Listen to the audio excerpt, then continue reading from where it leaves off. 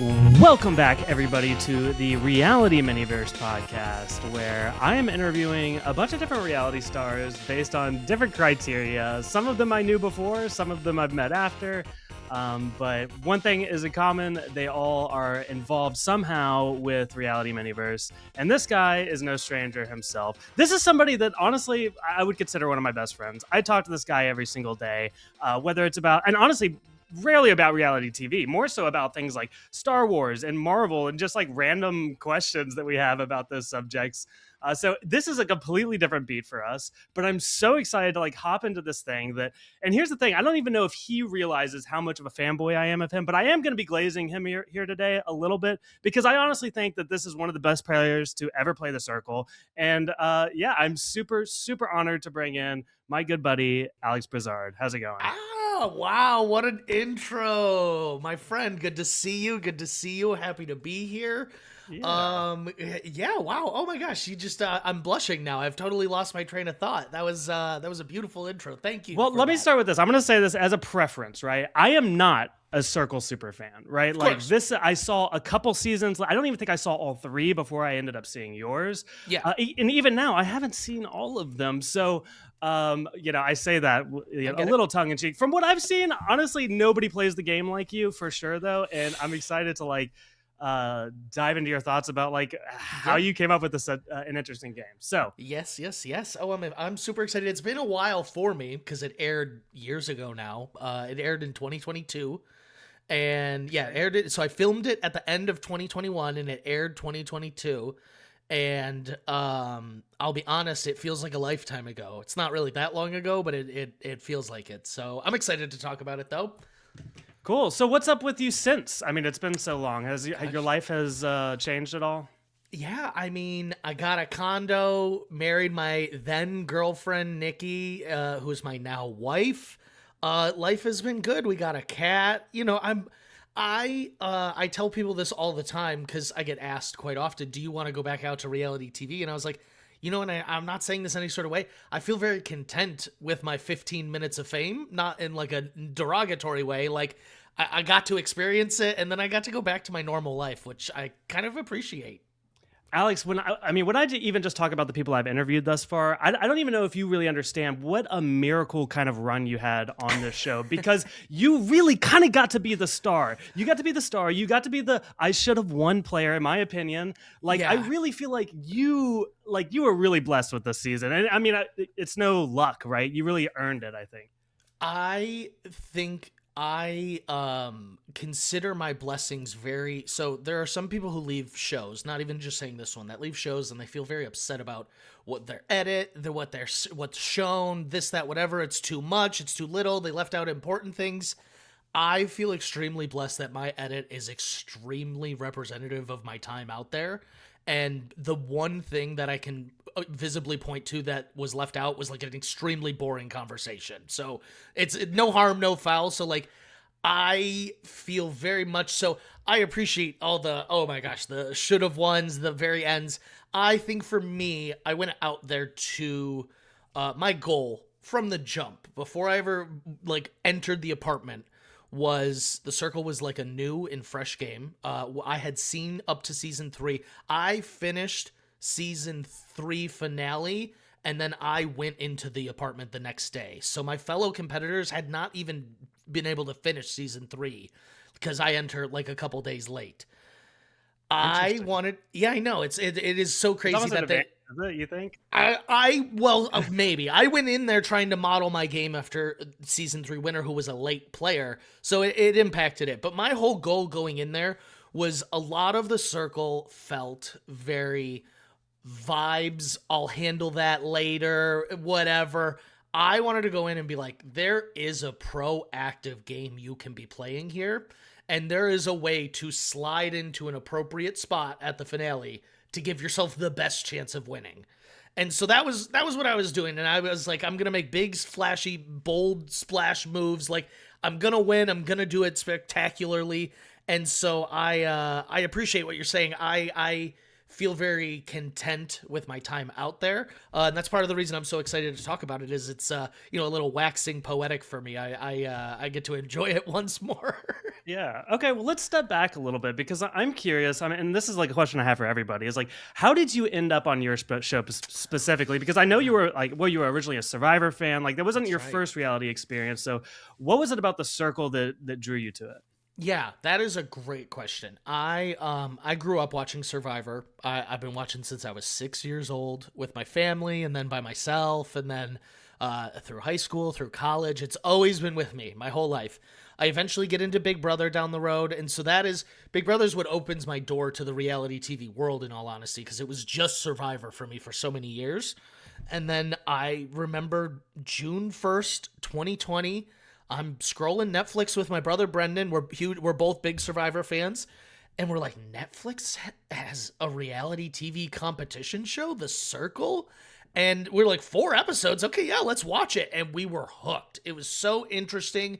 It was so fascinating.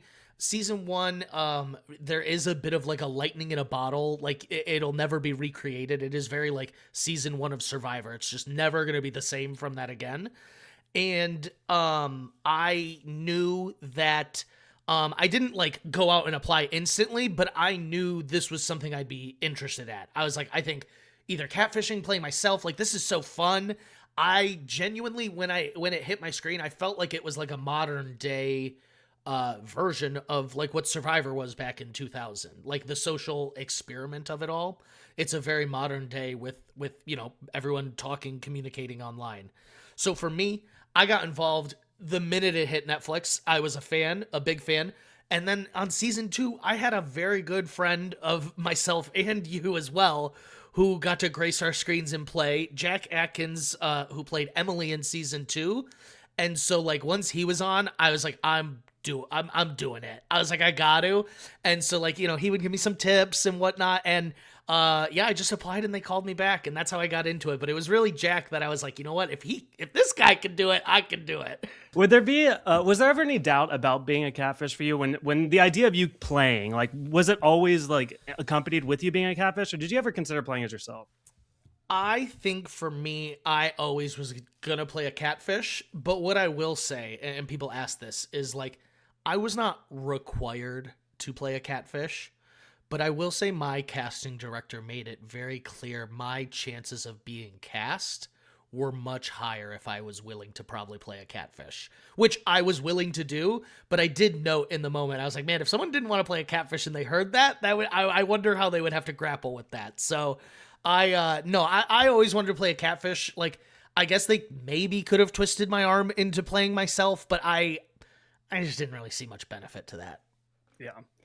So another interesting thing with everybody that I interview is kind of this transition from either online games or live games. I think in your experience, this is almost even weirder connection because you did come from like online reality games, and then this is also an online reality game. I know. Right? Like it is very weird and very meta in that way. So like, was the translation as simple? Do you feel like you learned a lot from orgs, and did it prepare you for the circle?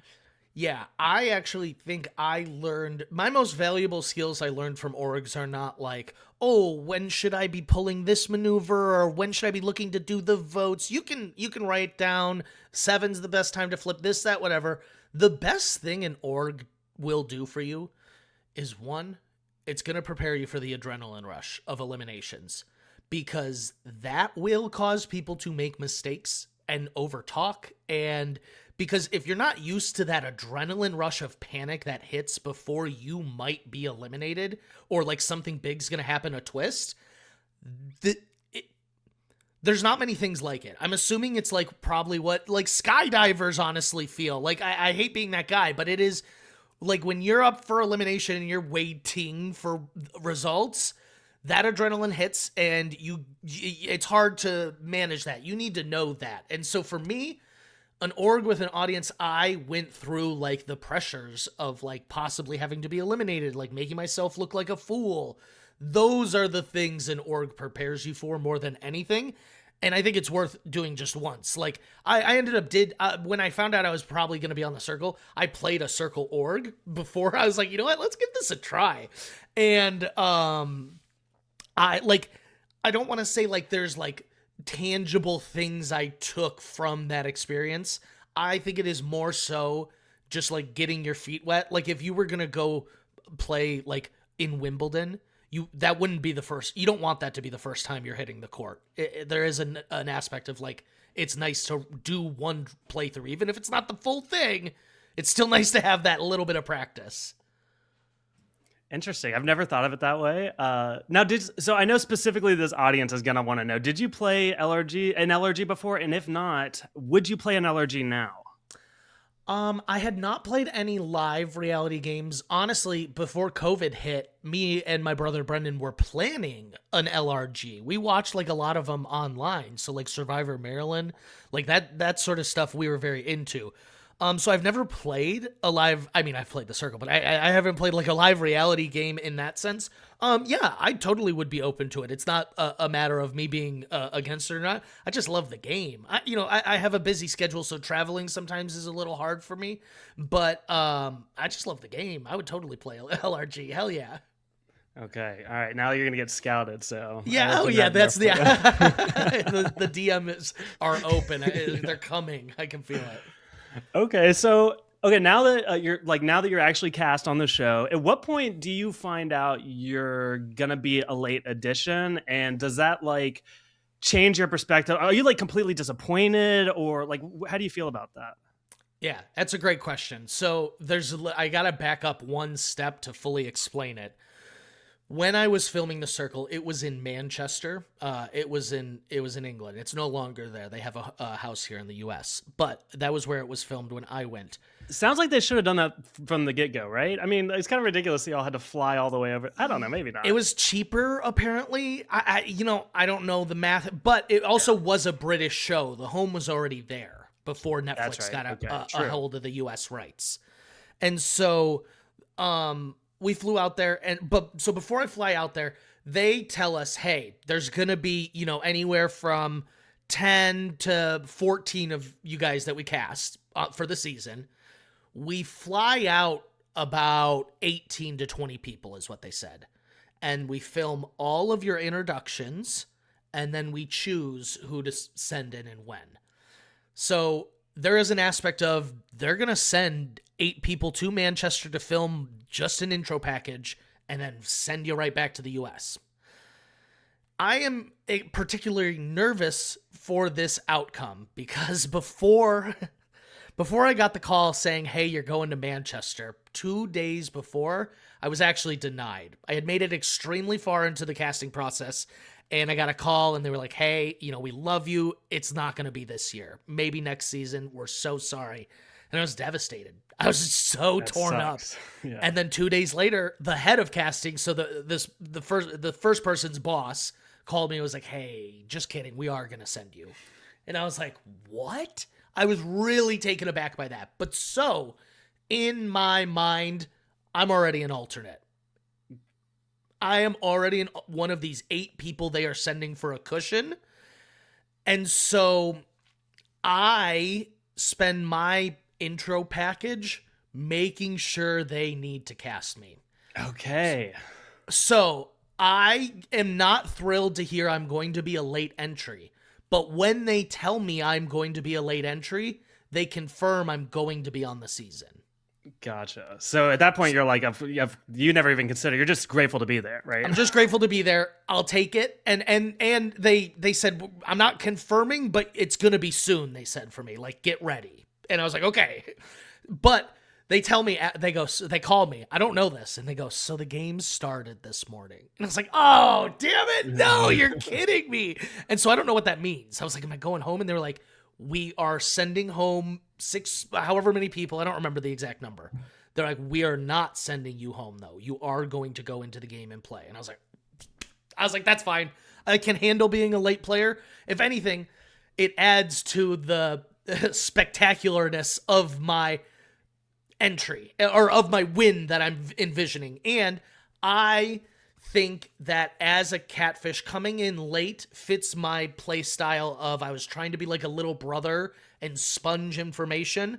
And so I I was initially bummed. I mean, the dream is you want to be one of the starting 8, 7, whatever it is. They have the best shot. They end up doing the most generally, but I actually loved the spot I came in. And in retrospect, I absolutely think it was perfect for me. Okay, so I guess this kind of even goes back to your casting a little bit, but at what point and how did you decide on being Nathan specifically?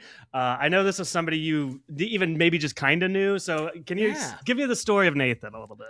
So, I knew that the pitch... So, it's all going to sound so schemy. I know the casting directors want someone playing the total opposite of themselves. In my mind, though, I'm a gamer. I'm trying to play something that I can actually believably pass off. I was in a fraternity in college. I never told casting that. Never once does it come up. The pitch I give them is I'm the uber nerd Dungeons and Dragons, and I'm going to play the 21-year-old hotshot gym bro buff athlete guy. And so it was always the plan for me to play young frat dude. And so I started looking for someone. I was going to play my brother Brendan. And they, in all honesty, and I thought about maybe playing a girl. And so I pitched a girl as well. And those were my first two. And they were like, it's not, they're like, these are good, but like something that would maybe stand out a bit more. And so Brendan at the time had a roommate who, as we now know him, is Nathan. His real name is Max. And Brendan just sent me a photo of him like in the gym, and I go, this is exactly what I need. And it was perfect. It's just what I needed, even down to the red hair. Like it's perfect. Because I kept telling them, I go, who in their right mind is going to assume that someone's going to catfish as a redhead? No one's going to think that. Okay, so now that you've come into the game, one thing that I note immediately, and I'm curious, and maybe this is just like me not being a huge fan of the circle, maybe you'll have to catch me up to speed a little bit, but you come in, and my perception of your game immediately is you are aggressive. You're immediately trying to get information. Did you come in feeling like every second you needed to take an opportunity? Because that was kind of what came across in the edit. Yes, I have a good friend, Jack, who has now given me... This is so funny. I got to surprise Jack. He thinks I'm going through all this casting, so he's giving me all this advice, and then I truthfully get to tell him I've been denied. And I just don't fill him back in that I get reaccepted after. So he gave me a bunch of advice, and that was one of his advices. Hey, you'll have a conversation with someone one day, and it might be 2-3 days before you have like a private conversation with them again. Every conversation matters. And so that is my mantra here. And I'm glad you can see it right out the gate. My goal is I am wasting no text time. None. I am optimizing every conversation because that's all we have. That is the game. Yeah, I'm not gonna sit here and be like, haha, that was so fun and cool, got to know them and I'm drinking. No, if I'm having a conversation, fill me in on the first 2 days, 3 days that I missed. Yeah, I mean, it fits your play style, obviously, but also like it just, I wasn't sure how much flexibility, and I know you said there was only maybe one conversation that didn't make the edit. Any interesting bits there or no? Just nothing. It's boring. Honest to God, it's me meeting the two players that come in after me. It's a conversation with us, and it's just boring. And this is my one wasted conversation. You know what I mean? I'm trying to get to know them better because they're new. But in all honesty, it was just a fail, a flop, and it didn't make the edit. And it took me like till after the whole season was over to be like, oh yeah, that was never even there. Like it was so insignificant to it all. Yeah. Okay, I have a question about one of the first things I noticed from you is a shirt that you're wearing, the Strategic AF shirt. I want to know the origins of this because I'm always interested in the fashion. Here, I'm going to expose myself to the people that aren't watching the video at this point. This is so weird that I did this, to be honest. I'm fanboy of me. But there was like a Twitter thread at the time when you were on the circle talking about your sweater. And they were like, you love the sweater. Where do you get the sweater? And I was like, I do love that sweater. And I was like, I'm going to find that sweater. And I found found it on like some like Yeah. resale site, and I'm wearing it today. I'm wearing the Alex Brizard sweater. So again, although that is weird, I'm curious what was the origin of the Strategic AF shirt specifically? Yeah. And any other outfit tidbits you want to share? So, the Strategic AF is a secret Santa gift from a good friend of you and mine, Miss Susie Garcia. Back before I was on the circle, she got that for me, and I loved it. And I was like, "This is my opening wardrobe. There is nothing better to hit the circle with than this." The sweater. Fun story. When I was in college, I was at a garage sale. And it was the last day of the garage sale, and it was on a table, and it said $1. And I said, "Is this only $1?" And she looked at the sign, and she goes, "It's the last day. It's only 50 cents. I walked out of there. I gave 2 quarters for the best sweater of my whole life. And during the live airing, it was one of the most things I got DM'd about, if I'm being honest, was that sweater. And I didn't wear it today because I knew you were going to wear it. I almost thought about telling you. Yeah. I didn't even know if you would remember that I did this because, honestly, I bought it and then I was like, "Is this weird that I did this?" I still don't know. No, I love it. I wear it all the time. You're one of the few people who found it. I got people. They message me. It's always fun. So no, I definitely remembered that. Cool. So that's why I didn't wear it today. But the fashion was something I took like. I was so scared. I was like, "Oh my God, I gotta bring like my best outfits." And I was like, fun, fashion. Yeah. And so I feel like I did well on my fashion, contrary to my real life where I'm not very fashionable. You did. So let's dive into, now that you're into the game a little bit more, this is a really interesting, shadow of your season. The Spice Girls is part of your season. This was like, I told you, I texted you, I was like, I forgot that they were like a part of this. I have a lot of thoughts on the Spice Girls. One thing specifically, though, they did end up fooling you. You did not think that Jared was the Spice Girls. So what do you think? How did the Spice Girls fool you? Let's start there. I think, one, I was just so gagged the Spice Girls were even there. I was such a fan of them in the 90s. Granted, my cousins, I have 3 girl cousins I grew up very close with. They were much bigger fans, but like everyone in the world knows the Spice Girls. They like... It, to me, is how I actually relate my reality TV experience to normies now. I'd be like, "Hey, I actually got to play with 2 of the Spice Girls," and people always lose their mind. So, super cool. Absolutely unreal. I absolutely was mind blown by this, and I got to talk to them. I got a conversation where not only did I have a conversation with them, but they successfully fooled me. I really bought into Jared, but what's so great about this is I learned so much. This is one of my first conversations is with Jared, the Spice Girls. I really trusted Jared. I thought that I was like, "Oh, I'm making inroads with someone so quickly. This is just what I wanted." And so when that got pulled out from underneath me like 24 hours later, I was like, "Oh, okay. I need to re-examine how I'm actually approaching these conversations." I just fell for that like hook, line, and sinker when that's what I'm trying to do to other people. And so it actually made me build up a little bit of a wall in a good way. Like, okay, I can play with these people, but let's not get lulled in like we did with Jared. Jared was one person I was like, Jared is going to be one of my secret weapons. No one's going to know that we're so close. And then Jared's gone after, But so I have no qualms with being fooled by them. They played great. Well, let me ask you this. So you say Jared was one of your first conversations. How does that become determined? What did you pick them? Because I remember you had 2 choices to talk to people up front. Or was that like a conversation? Like, how did these conversations start between you and the producers, I guess, is what I'm getting at. Great question. It is probably the biggest flaw of the show, in all honesty, is that there's not maybe like a formal way to go about this more.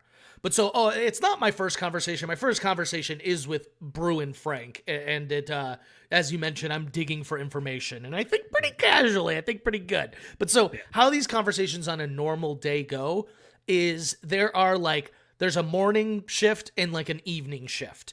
And in the morning, I'm talking to someone. There is a voice in my apartment at all times. It's 2 people. They split the day 12 hours. They're called Voices of God. And how they describe it is they are Team Nathan with me. They can't see in any other apartments what's going on. They do my typing. They talk to me. And, obviously if I'm bored, sometimes they talk to me too that way.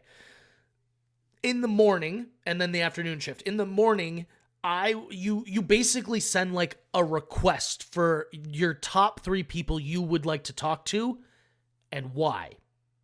And I think that's crucial. And I didn't understand the why of it all at first, but we'll get to that. But so that you submit 3. And so if I was like, okay, I want to have my conversations with Brew, Frank, and Yuling today in that order. I want to talk to Brew first, and then if not Frank and then Yuling, that's a good, I can always talk to her. That's good. And then they compare it to Brew's list and Frank's list and Yuling's list. And then there's another producer who basically schedules everyone's conversations for the first chunk of the morning. And you usually get 1, 2, maybe. And then there'll be, because there's usually games and events later, you'll get like 1 in the afternoon, maybe. And then you do the same thing for the afternoon, like what people? Same people, different people that you want to talk to. So it is by no means perfect. The reason I brought up the why of it is there are times I feel like looking back on, if I didn't come up with like a solid reason as to why I needed or wanted to talk to someone, I don't think those conversation requests were taken as seriously. And so if I were to ever go back, that's one thing I now know. Every conversation is going to have an important purpose to the scheme of it all. Or there'd be times I'm like, oh, I just need to catch up with Brew. I haven't talked to him in a day or 2. And they you know what I mean? That wasn't happening as much is what I caught on to. A little too late, probably. Yeah. So I guess what I'm getting at is, I would maybe start to develop frustrations or at least skepticism about how these conversations would come up. Because again, do you ever feel like you were pushed in a way to maybe be on Jared's side? I know that's a crazy question. No, because Jared was one of the people I wanted to talk to. So it was like, because my first day, I probably gave an extensive list, probably more than 3. And so it's just like a cross thing. Like there's sometimes I got conversations that I didn't initiate, but it was because they wanted to talk to me. So it's not a perfect science. It's not like it has to be a mutual request thing. I genuinely think it goes by like importance. Like if someone's like, I need to tell Nathan this now, they're like, you know what? We'll make it happen. We'll make it happen. And so at the end of the day, you do need to remember they're making a TV show. Like I do wish there was a more game element. And I've talked with other alumni. I think we all agree if there could be a more formal way for those conversations to happen, I think that would tighten so much up in my opinion. Well, here's the other thing is the Spice Girls end up ratting you out about. I know. So I'm sitting here like, they fooled you now. They end up ratting you out, and then they're out of the game. It almost seems like I don't get it. I'm just saying, like, I don't necessarily love this game element of the Spice Girls being able to come in and like, where's the fairness in that? I guess. No, I mean, it's not fair. It's not fair. There's no fairness, but it all boils down to, and people always have the conversation of like, is it fair for people to enter late? And so let's talk about the fairness of the Spice Girls, then we can talk about that. Okay. The fairness of the Spice Girls was they really liked Alyssa. What if I had won them over in our conversation? Maybe they don't rat me out. There's always a give and take as to how things got there. And this is part of the game, and this is why people sometimes don't like this. Maybe they didn't like my profile picture, but I picked that very purposefully. So, like, that's okay in my opinion. If that's why they felt like they wanted to rat me out, whatever. So, to me, the fairness is not always necessarily, hey, we're starting everyone on this ground. Some people actually come in late. So they're literally starting on a different ground. The reason I think it works is because the fairness and the unfairnesses of every spot, in my opinion, kind of balance each other out. You argue someone comes in late. They don't have time to make the same connections and relationships that the other people have. They also haven't made any beef with anyone else in the game. They are coming in fresh. So while they maybe don't have any friendships, they don't have any enemies either. So it's a different position than the starting 8 people came in on, but I actually don't think it's as unfair as many people say it is. Yeah. And maybe I am a little defensive, and that's my kind of my standpoint is I'm coming in and I do think of you as a late entry player. And my understanding of the circle in the past seasons is this is not a prime winning position. So I'm thinking the producer, right, as the guy that comes up with games is like, how do you average that back out? And I guess I have been on alert with that, and I'll bring it up as we go along even more. Is like, did they balance it back out for you a little bit? And did you feel like you had like truly a fair chance of winning, or was it just always an uphill battle? And like I said, we'll get into it more, but for sure, that's kind of, that's where I'm at. I think it was definitely an uphill battle, but I don't think it was an unwinnable uphill battle. I definitely think winning was within my striking distance. I think 1, 2, 3 different things go differently. And I do think I am in that 1, 2, 3 spot in the finale. So we can get into that. But like I said, I think the best way I can phrase it is, while not everyone is starting on the same ground, I think everyone's got different problems and advantages for their spots. And it's how you play those hands. It's like cards. Not everyone is going to be dealt the same hand. It's how you play that hand that determines who wins.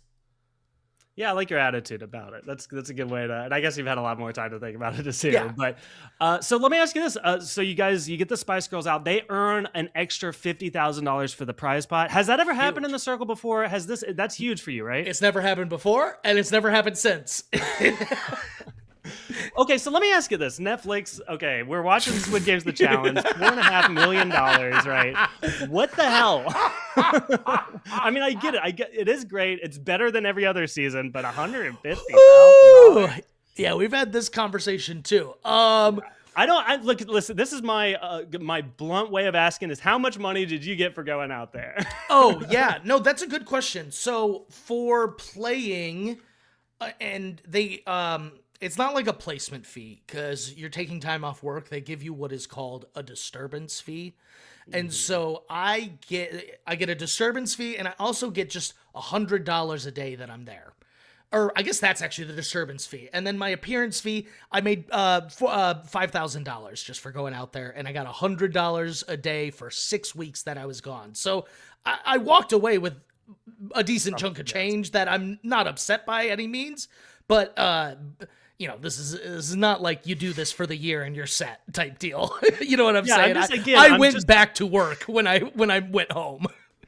I'm really going to fight for you here. Like, I'm really where are you guys putting this money, guys? Okay, I'm with you on that one. It's crazy to me. It's whatever.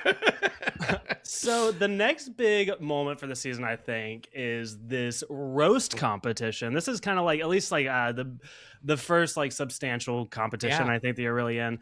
What you get Nikki Glaser there? You excited about that? I love Nikki Glaser, and since then, Nikki Glaser has just like skyrocketed in just like fame and popularity.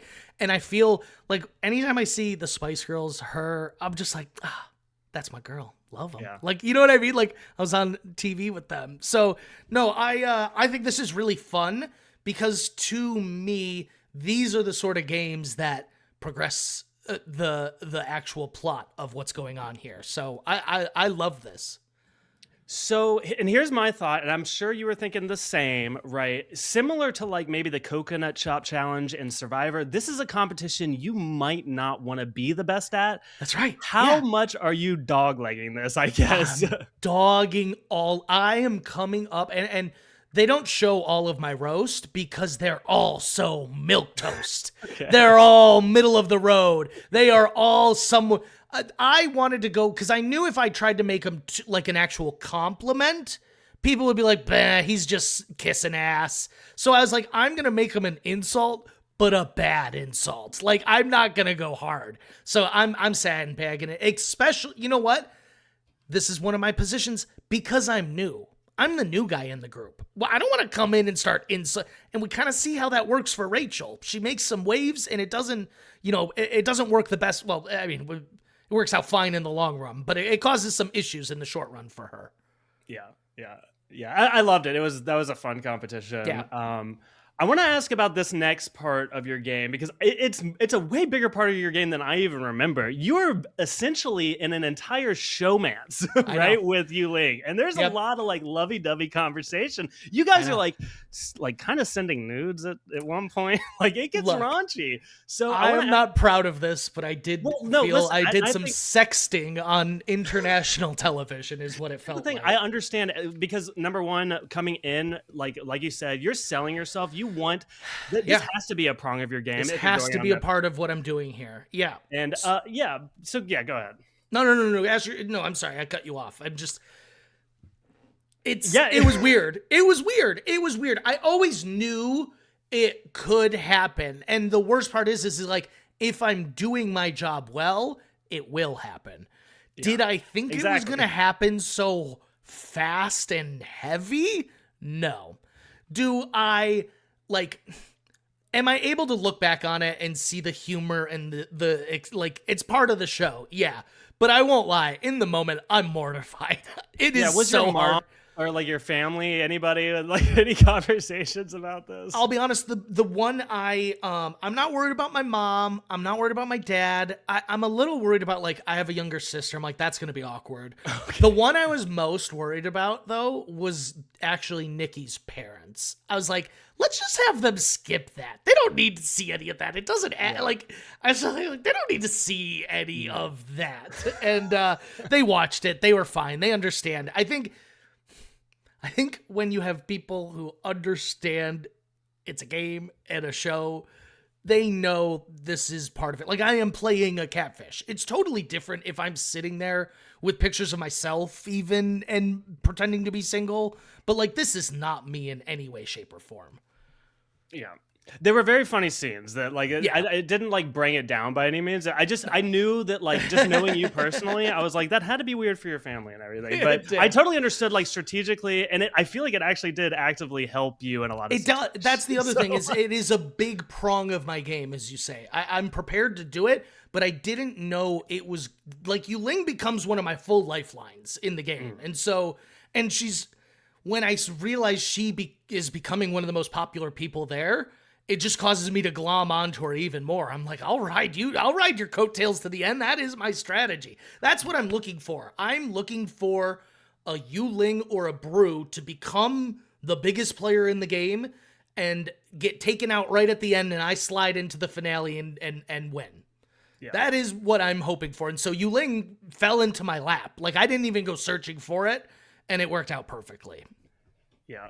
So and that brings me into my next point, because there's one instance where it doesn't pay off, and I'm still not even sure why. I don't think they explain it even well in the edit, but we get to the cyber attack, which is essentially, it ends up being a safety chain, but it goes in ways that I was not expecting by any means. Yu Ling has the opportunity to save you and does not, and I still, for the life of me, can't figure out what happened there. But so yeah, it is solely, and if it's not Rachel, I want to be clear, it's not me either.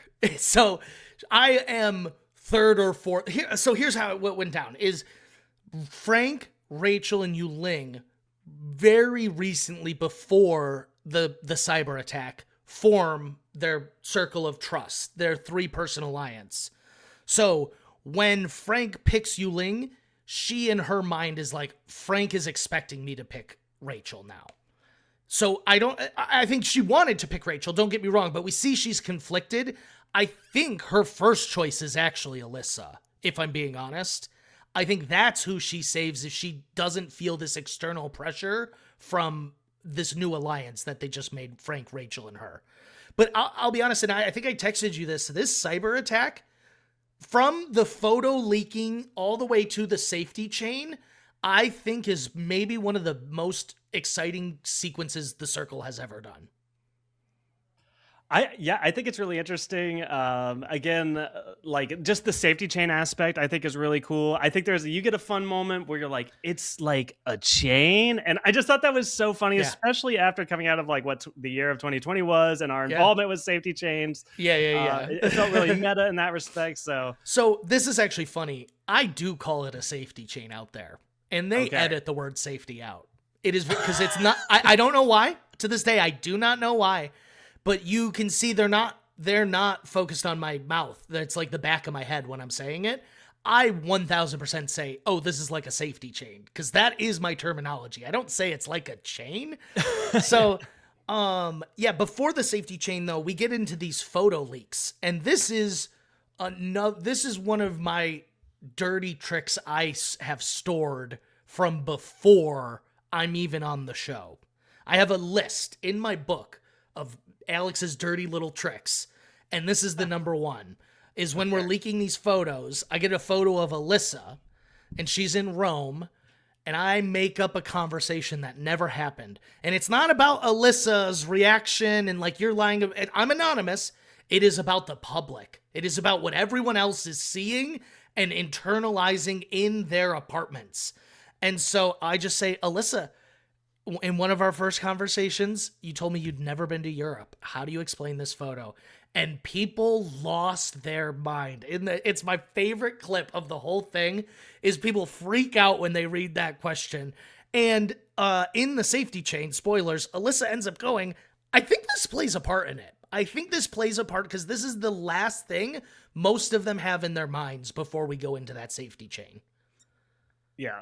Yeah, and with limited conversations like we've talked about, like that is like I think sometimes on reality TV I'm trained to expect or expand upon what's been happening. Like on Survivor, oh, there's 3 days of conversations in this one episode. Yeah, it's like no, these were the conversations. So like if it's big to us, it's big to y'all, and yeah, it played well. Yeah, but I love that safety chain. I think the safety chain, there's 1, 2.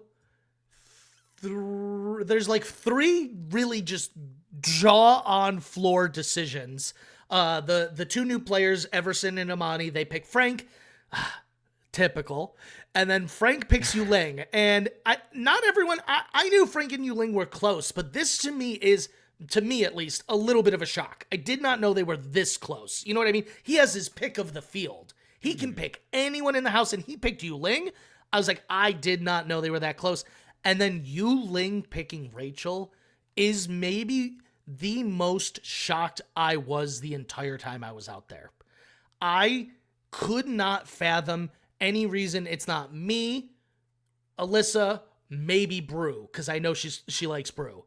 She picked Rachel, who I knew she had 0. And you even see Alyssa, she's like, what is happening in these conversations that I'm not in? Like Alyssa's like ready to rip her hair out. Like, what is going on right now? And watching that scene is really hard knowing Alyssa now, because like it's a slow descent into madness as she watches all of her allies not pick her. Yeah. That would be maddening for me. Yeah. I gotta say, I want to know your relationship with Rachel, because at the very beginning, I think you do something I think is also crucial and just probably just second nature for you to do. You come in and I feel like you almost feel like you have to push Rachel down, right? It's both of you and it's going to be you or her. Yeah. And like, it does seem like, but there is a shift at a point where by the end, I would say maybe she was your number one ally. She is my number one ally and she passes me in popularity. So I maybe should have stuck with my gut. But Rachel to me, when I'm in the house, I think Rachel is playing as hard of a game as I am. On watching, it is clear she's not. She's very vibes-based. Love Rachel to death. She literally says, I'm not playing strategically. Exactly. Yeah. This is not an insult or like news. But when I'm there, because it looks like she's attacking Mama Carol, because she's doing these things in these games, I was like, Rachel's here to play. I was like, this is my type of person. And so I throw out, hey, we're both new. We came in at the same time. Let's work together. And I didn't expect it to go too many places, but it's a crucial moment in my game. She saves me in that safety chain. Now, it playing out, I don't think that I end up going, but the 2 people I'm waiting on are Yuling and Brew in that to save me. And so when Yuling didn't, I was like, oh my God, my chances just like, and Brew has other people he needs to pick too. So I don't think I end up going, but in that moment, when Yuling doesn't pick me, I'm like, oh, I got a big chance of going here. Oh, I got a big chance of leaving tonight. Yeah, you definitely dodged some bullets. That's my whole game. Yeah. And granted, I don't want to say it's by design, but I'm trying not to be the leader of the group. So I guess I should have expected the bullet dodging more, but my whole game is hanging on by the skin of my teeth, if I'm being honest. I want to talk about the next big kind of competition we get here, and this is where we're painting pictures of people, and you end up painting the snake, which I think it probably was one of the notes on your list of like evil things. It's one of my dirty little deeds. Yeah. I really enjoyed this. I thought this, any opportunity you can to like get a shot off at somebody is really good. But I'm curious also, like, was the snake specific to Frank? If somebody else, if you had gotten a different name, would you have drawn a snake? Would you have done something else? Would it have been more tame? Or was it specifically taking a shot at Frank? That's a good question. I think the words are to really make it look like it's personalized to Frank. But I'll be honest, my goal in that is I'm painting anyone as a snake, because the more lovable the person is and someone draws them as a snake, the more of a gag it is. The mental So here's back to my move, my favorite move that I do, the Alyssa lie. Brew at this point in the game, his alliances are Alyssa and Mama Carol, with Yuling kind of on the side. Everyone in the game basically knows Mama Carol's a catfish, including Brew. He says it. He verbalizes it. If she's a catfish, it's okay. We still have loyalty. We're sticking together. When I come up with my lie about Alyssa, Brew in that moment, in the same episode as saying he doesn't care Mama Carol's is a catfish, says, "This is bad news bears if Alyssa's a catfish. She's one of my closest allies here, and I never even thought she'd be a catfish." So it doesn't even matter that he's playing with catfish. The moment the shatter of the glass happens, it happens. And so I almost wish I got like a Rachel or a Yuling or like someone so unsuspecting. It almost, because Frank is the top dog, there's a bit of plausibility of people being like, someone just wants to take him down. But if I did it to like a Brew, people would have been like, second guessing everything that Brew's ever said to them. Yeah. And what so did you think about moments? These are the moments that make the circle interesting, is the impression that I can make with maybe like a lie, something that's not even like fully true. Like, if that's what sticks in someone's mind, it is so hard to get it out. It's so hard to get out with these limited conversations. Yeah, and like I said, I think you're very actionable. I think that's the thing about your game, and I think the thing that I like about it is that you leave no, like I mentioned with the conversations at the beginning and probing for information, but also now like taking every opportunity in these competitions. I think this is just where you shine. Like you are just like, you're really full force in a way that I haven't seen on the circle before. So that's my goal. That is my goal coming in, is I'm wasting no time. And it's like I said, this is what's interesting to me about the show is I think it's like that Key and Peele sketch where two people are reading the same text, but they got like totally different inflections. Those are always my favorite scenes in the circle, when someone's like, "Oh yeah, man, it's so great to hear from you." And someone's like, "So great to hear from me. Why? Were they expecting to hear from me? I can't believe they would say that." Like one person's like not thinking about it and the other person reads it totally different. These are my moments where if I can shade someone as shady, snake, whatever, everything they say from then on, people kind of they question it a little. It runs through is he just being Mr. Nice Guy now? Yeah. What do you think about the painting of yourself? You got a weird, I can't remember who did it, but I mean, it almost looked like someone took a photo of you and painted Alex Brizard. It's spooky. It's so accurate. My mom asks, "How would he have seen you before?" That's how good it is. My mom misunderstood the whole rules of the thing again for a moment to be like, how did he see you? That's how good his painting is. I literally grab a shirt that I own and say, he painted the shirt like beat for beat. He's got a beard. It's spooky good. It's a moment I should be like devastated and really hurt, but it's so accurate. I'm impressed. Yeah. It's crazy. But it was Trevor. I think it goes back to like your casting, and it is kind of like the natural opposite. I think you really are the natural opposite to Nathan. Trevor is someone who understands the meta of the game and production because his wife won. He has a jack like me. He's gone through this probably more in depth with Delisa than I have. I love Trevor. Trevor is one of my best friends coming off the season, and so I got nothing respect for his game. He came in later than I did, and almost actually did it. And so I think that, like I said, I should be mad in this moment. I'm impressed, and I'll be honest. This is the beginning of the end for me. This marks my first bell chime. If it's 3 bells till my death, this is the first one, I think. Yeah. I have all 3, actually. Now that I say that, I have all 3 in my head. This is the first one. Go ahead, let's do them. This is the second one, actually. The first one is after the data breach, Brew and Yuling fight in the public chat, and I'm loving it. The first bell happens off screen. I don't even know. Brew and Yuling make up. What? I don't know they make up, so I'm pulling the rest of my game that these two hate each other from here on in.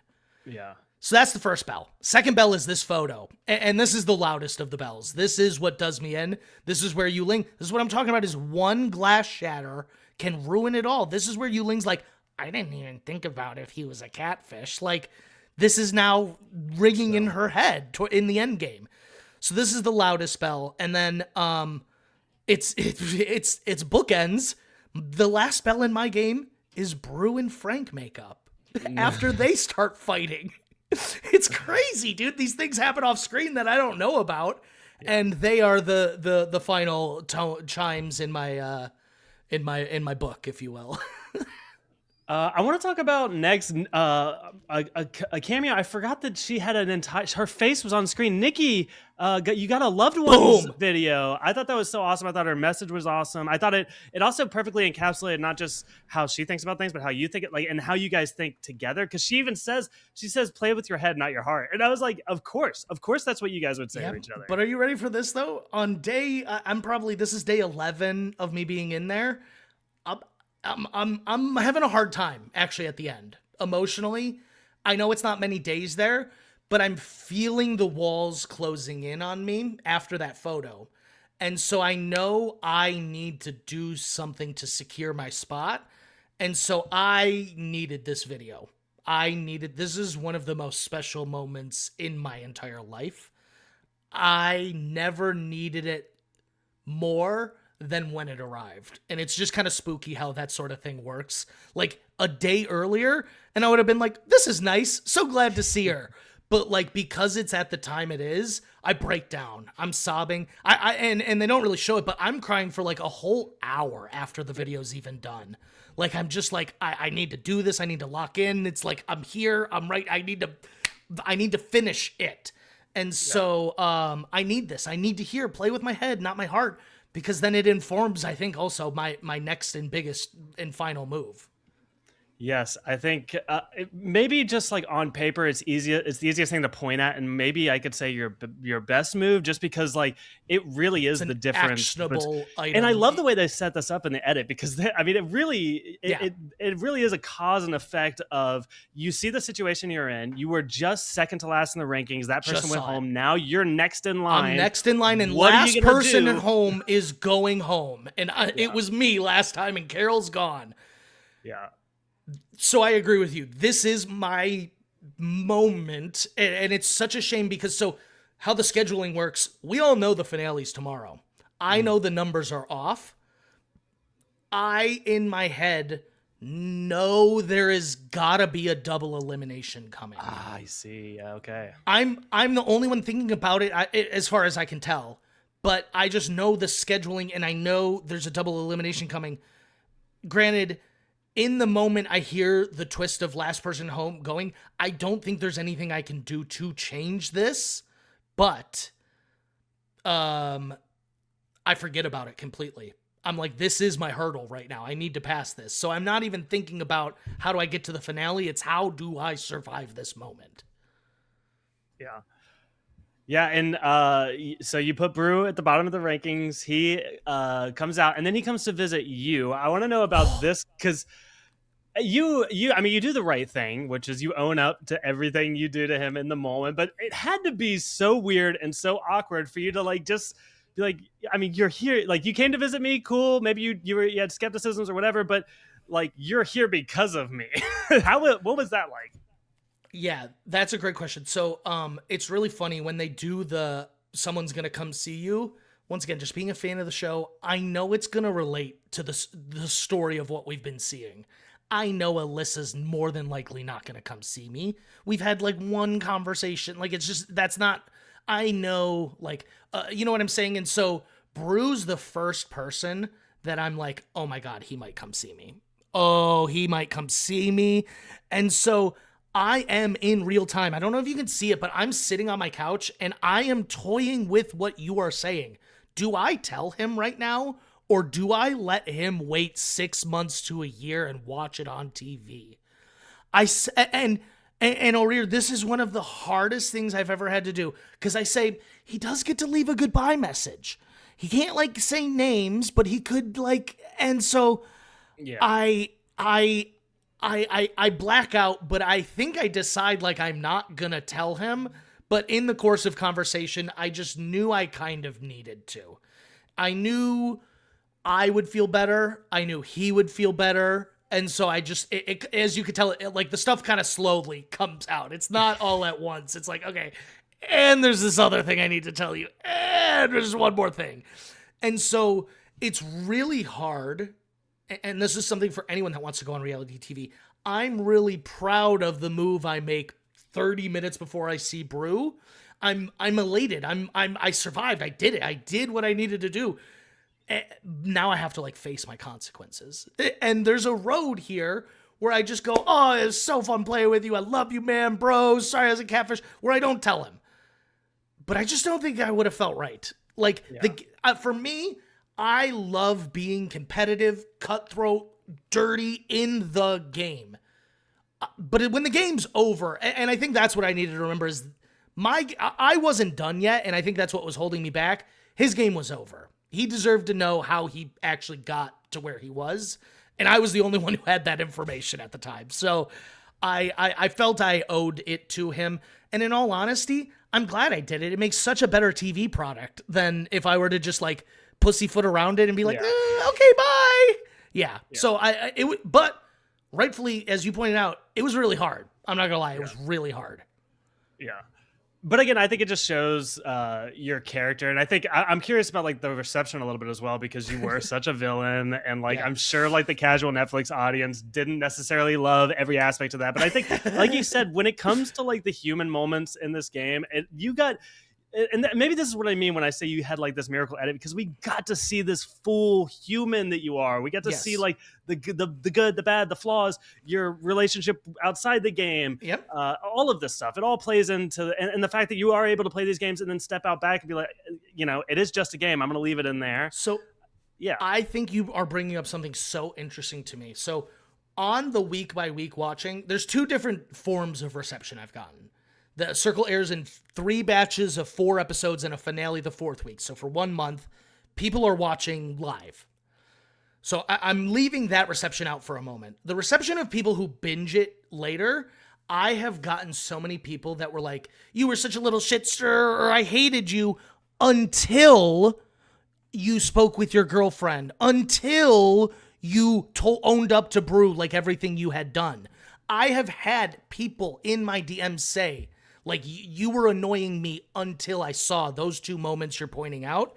And so I think, like you're saying, I am so grateful. I felt like my edit got it all. Like, I left it all out there. Like, if I had a checklist of things I wanted to accomplish in the circle, the only thing I didn't check off was win. I checked off every single other thing on my box. And, like... So I love getting reception from people now. The reception I get now is very much kind of what you were saying, best player I've ever seen. You were robbed. When it was going on, that was not the reception I got.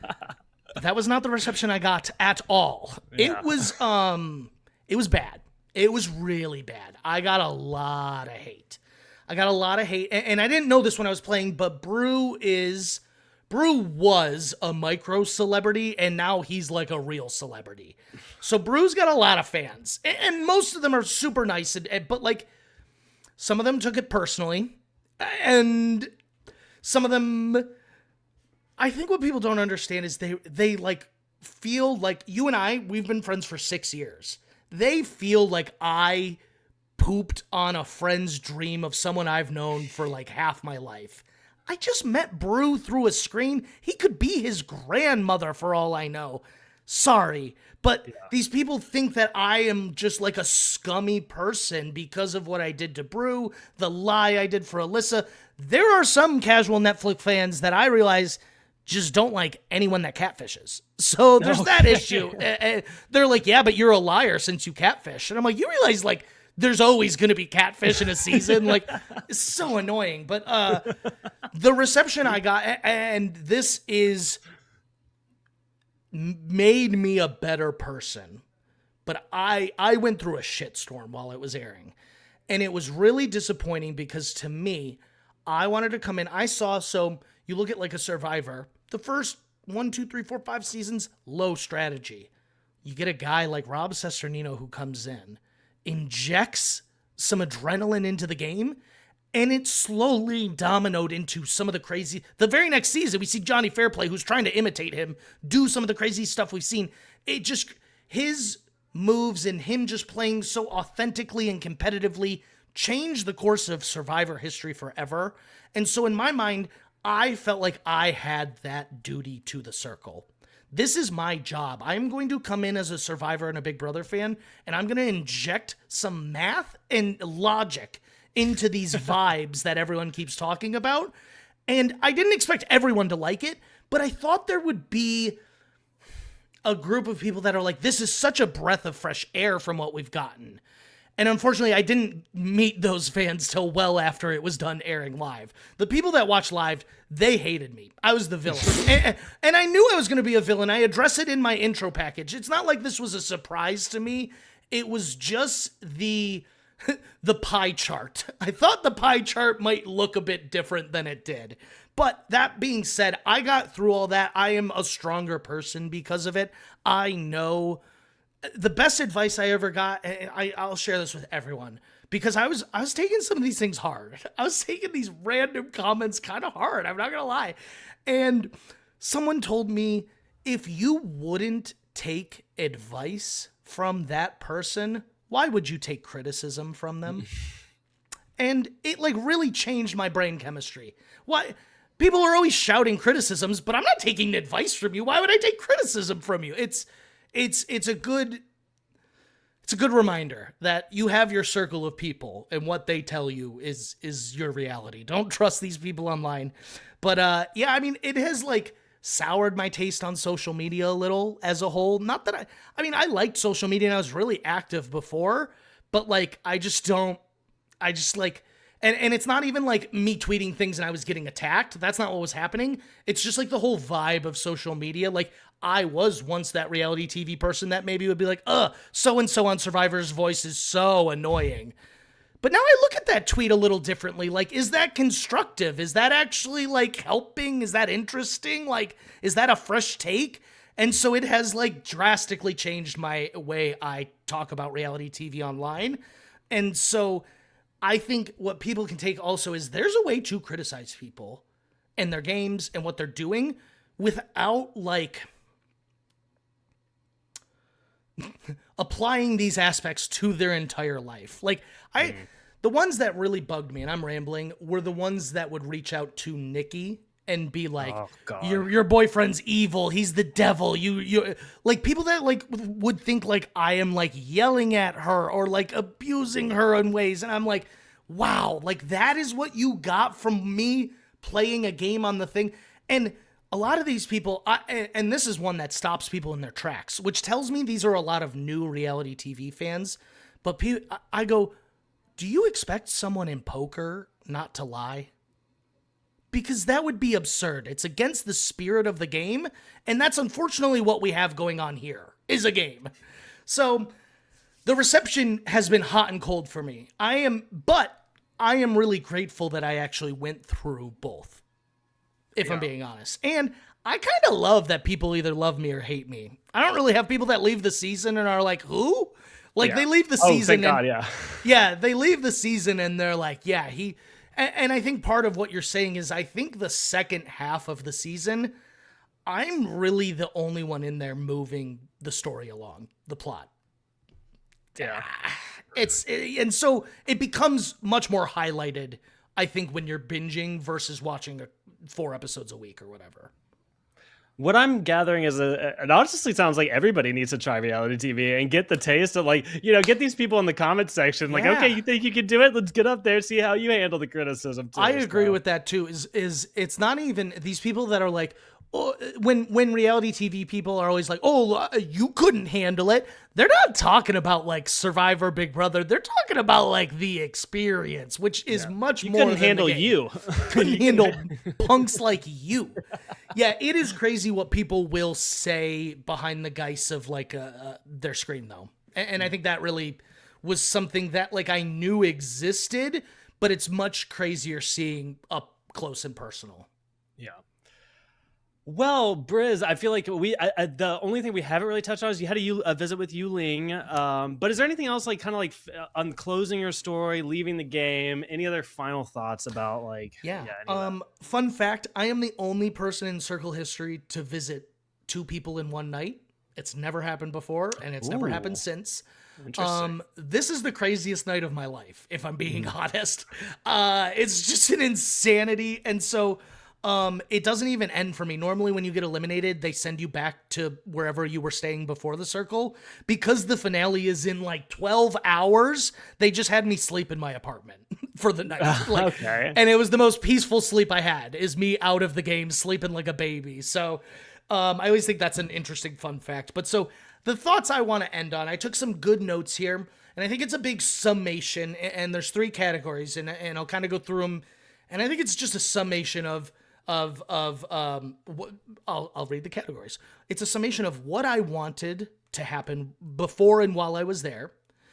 It's some notes on what I thought was happening while I was there, and then the issues I ran into. And we kind of covered some of these, but so what I want to happen is I want the big dogs, Frank, Yu Ling, and Brew, to be fighting. I want to be low ranked the entire game, and I want those 3 to take each other out. I didn't know that they would all be so friendly and love each other, even after fighting with each other. Could not have predicted that. And so that is part of my issue, is where things go wrong, is I'm working under the assumption these people are fighting or going to fight. I am always under the assumption that in the final hour, Frank and Yu Ling are going to realize they are the 2 powerhouses, and the only one standing in each other's way is the other one. And so in my strategy, if I've set everything up perfectly, the super secret influencer of Frank should have taken out Yu Ling. This is my whole issue with the game that I played. I went into the game assuming everyone was going to be playing on either my level or similar. Big mistake. There are people that you need to, and part of, I wasn't able to accurately pick up their maybe play styles because I'm just having these text conversations with them. And maybe if it's face-to-face, I realize, oh, Rachel is way more vibes-oriented than I'm picking up on. Oh, Brew is not doing this strategically. He's just a golden retriever. I'm not attributing... If I know this, I can maybe accurately predict their moves more.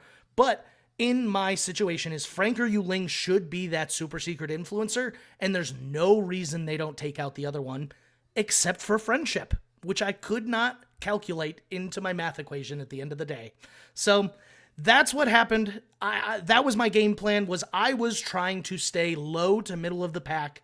And that way, when I go into the finale, people feel safe rating me high if they're trying to mess with things. And I sneak out a win. Realistically, knowing how the friendship angle works and goes in the end game, I do think now my ceiling is like a 2nd or a 3rd. If Frank is there, he's winning, is what happens. And so as much as the story would be fun of, oh, I'm 1 place away from winning, if Frank is there, he gets all 1st place and a 2nd in this final rating. No one rates him lower than, no one rates him lower than 2nd. A lot of your game is That's really crazy. That's Yeah. crazy to me. I'm sorry. Go ahead with what you're saying. You know, you have a really like double-edged sword game where like a lot of like for instance, you come in as like the highest caliber strategic player, and that seems like a good thing on face, and it is, and you get a good edit and all this other stuff. But then also you can't calculate these unpredictable people just playing with their hearts. Yeah. And then the other thing is also with your final rankings, literally because you were able to save yourself by putting Brew at the bottom, those rankings came back and put Frank at the top. So like rankings, you had a very interesting seesaw of a game. Yeah. I wish I had made the finale, even though I'm not winning. I do think me and Brew standing like in the final two for that reveal, I think that maybe is the best moment the circle could provide, is the ultimate hero versus the ultimate villain. And I feel like I let the fans down by not sneaking through one more. So it's real rough. I for a while was thinking if I sneak through, my strategy wins, but seeing how these players ranked and what was important to them, that's probably not realistically the case, but second place would have been sweet. Yeah, well, I think you still you injected a lot of life into the game to begin with. You really are like the current of strategy throughout the entire thing. So again, I'm super complimentary of your game, and I appreciate you coming to talk to us about it. I'm curious though, what's next for Alex Brizard? What do you got your eye on? You know, I am. I'm probably not going to be on reality TV again, just realistically. I would love to play the Traders. That's not in my cards. I'm not famous enough. They don't do Netflix. They don't let you, do they? Will they let Netflix? There's a Studio Lambert thing. I think it's a professional courtesy that Studio Lambert is affording Netflix because Netflix wants a whole Netflix cinematic universe. It's a whole thing. I would love to play. I'm obsessed with Traders. I think it's the most fun game show out there right now. So I would obviously play that, but I'm not going to. So these are like wish lists.